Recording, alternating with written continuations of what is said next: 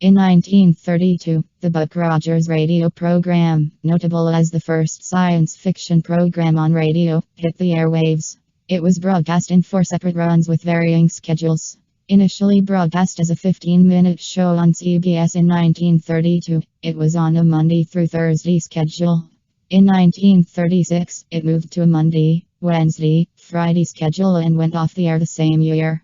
Mutual brought the show back and broadcast it 3 days a week from April to July 1939, and from May to July 1940, a 30-minute version was broadcast on Saturdays. From September 1946 to March 1947, Mutual aired a 15-minute version on weekday 6:23.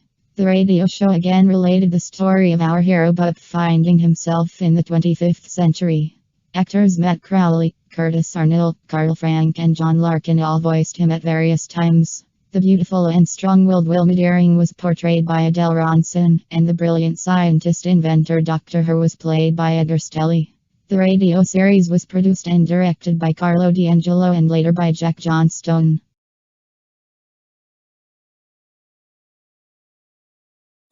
Buck Rogers in the 25th century.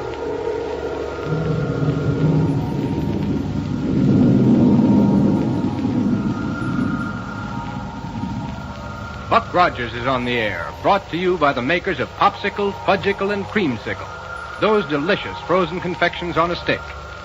And now a message from the famous winner of the Typical American Boy contest, Popsicle Pete. Hello, everyone. Say, I wish you were here at the studio. What a room full of gifts you'd see. All for you.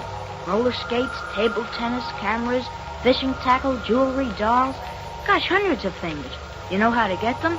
Just eat Popsicle, Creamsicle, and Fudgicle. And save the bags. Well, could anything be easier? Enjoy a great, big, delicious Popsicle, Fudgicle, or Creamsicle every day and get wonderful gifts for the bags. A mother knows these frozen confections on a handy stick are pure and good for you. Made fresh every day. And boy, do they taste good. Refreshing. Nourishing. So big and only 5 cents. Don't forget, save bags every day for swell gifts. Get that wonderful free Popsicle gift list in your ice cream store. Tells you how many bags you need for the gifts you want. And it's got a free coupon worth 10 bags. And now for another thrilling episode of Buck Rogers. Back in 1919, you know, Buck was in the lower workings of an abandoned mine near the city of Pittsburgh when suddenly the walls caved in and a peculiar gas caused him to be held in a state of suspended animation for 500 years. Finding himself in the strange and exciting world of the 25th century, Buck quickly adapted himself to the use of rocket-powered spacecraft and other marvelous scientific developments that would seem almost impossible in our present day. With Wilma Deering and Dr. Huer, Buck has visited Mars, Venus, and Jupiter, Saturn, and even far-off Pluto. His life has been just one amazing adventure after another. Now, in our last episode, you remember, Buck, Wilma, and Dr. Huer were discussing a new instrument for use on a rocket plane when suddenly... But let's join them. They're in Dr. Huer's laboratory. Okay? Then here we go, 500 years into the future.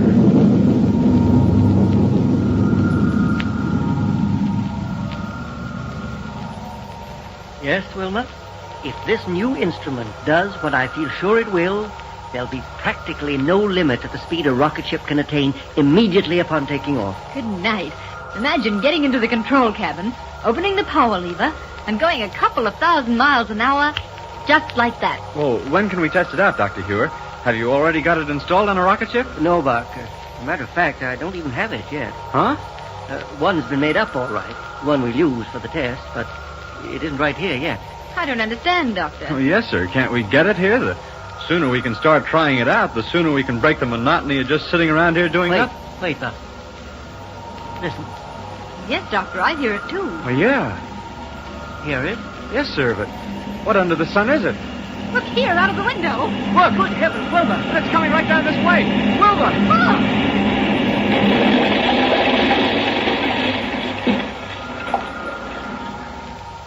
Good night. Hey, come on, folks.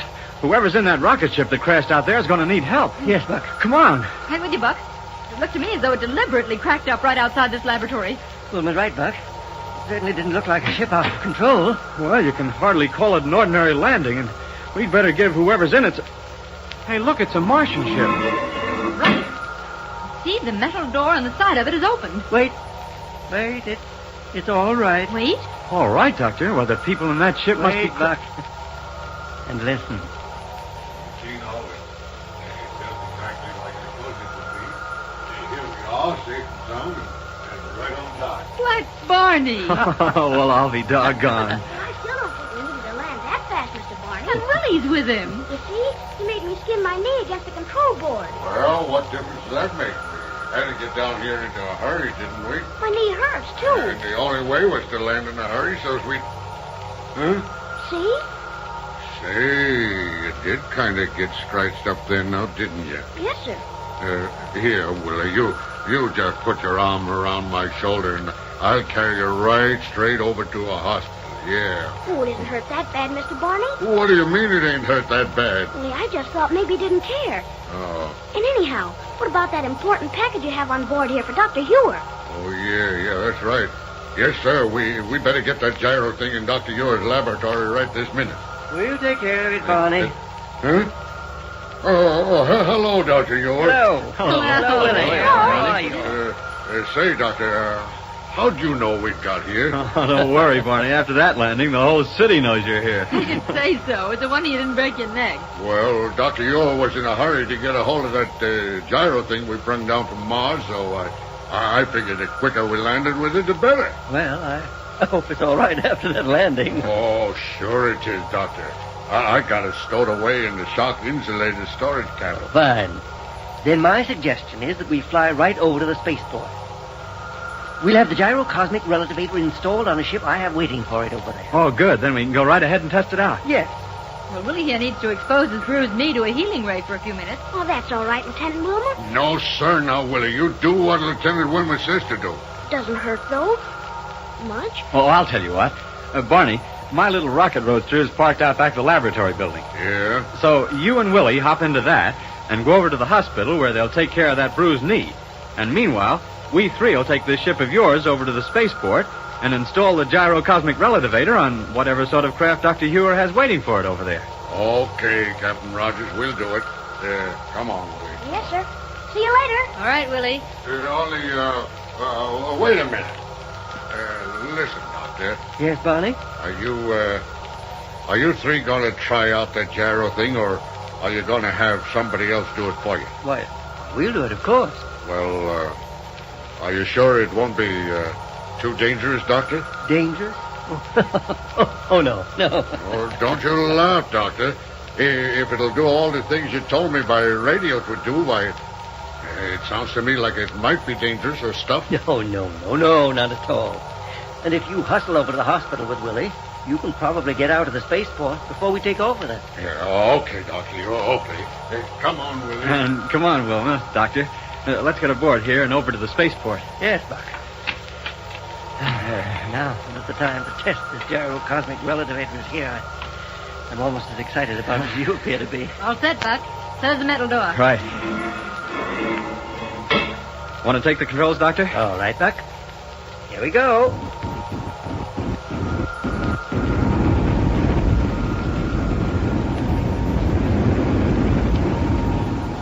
Huh. Never know this ship had been through that crash landing, would you?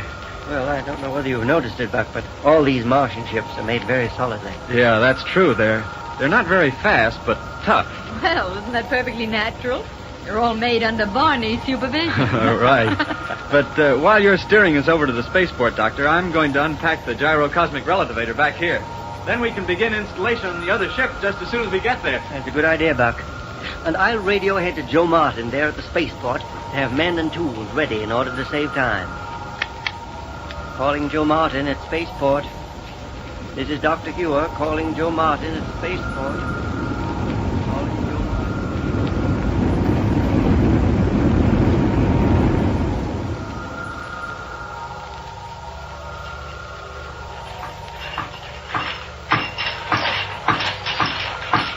That's it, Joe. Have your men fade the bank of photoelectric cells into that aperture in the main bank of rocket tubes. Yes, sir, Dr. Huer. All right, Al. Swing it right over here. That's it. And as soon as you're through with the installation, have all this machinery cleared away. Yes, sir. Should be all set for the tryout in a couple of minutes now, shouldn't it, Doctor? Yes, Buck. Just as soon as they finish bolting down that side plate. Oh, good. I'm anxious to get started with this experimental flight. Wonder if Barney and Willie will get here before we take off. Barney apparently was quite interested in the gyrocosmic relativator. Now, how about this power line, Doctor? Oh, plug it into outlet number 1 there, Buck. All right, sir. There it is. There it is, Doctor. It's all right. Uh-oh. What's the matter, Buck? Oh, nothing. I just scratched the back of my hand a bit, that's all. All ready for the takeoff now, Doctor? Fine, Joe. Tell your men to clear away, and we'll go right up. Yes, sir. They're on their way back to the main hangar now. Good. Well, Buck, Wilma. Say, look here, Buck. You've taken a really big piece of skin off the back of your hand here. Oh, forget it. Let's get up in the air in this rocket ship. There, you're as bad as Willie was.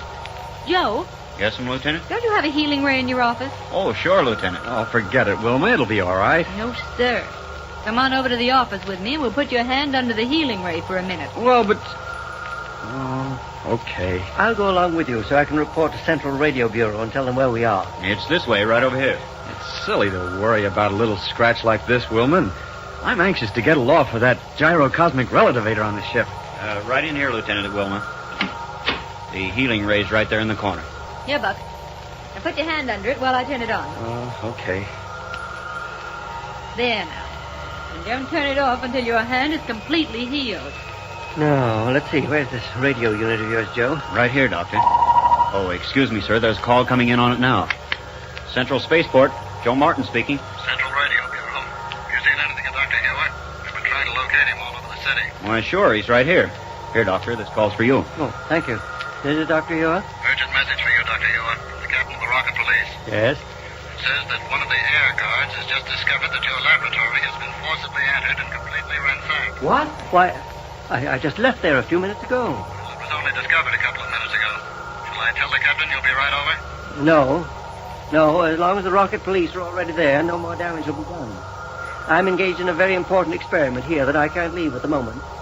I'll go back to my laboratory just as soon as I've finished with it. Meantime, they'll know what measures need to be taken and can proceed accordingly. Yes, sir. Signing off. Signing off. Well, can't say that I like that. Say, maybe we'd better postpone this test, Doctor. No, Buck. It's the most important thing we have at hand right now, and we'd better go through with it. Well, whatever you say. But I wonder who could have done it.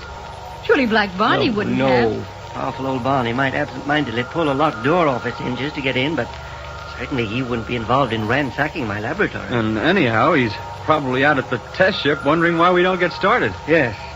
Well, then, come along. Let's... Better wait a second, Doctor. It may be another call for you. Central Space... Oh, yes, sir. It's for you, Captain Rogers. Okay, Joe, thanks. Buck Rogers speaking. Central Radio, Captain.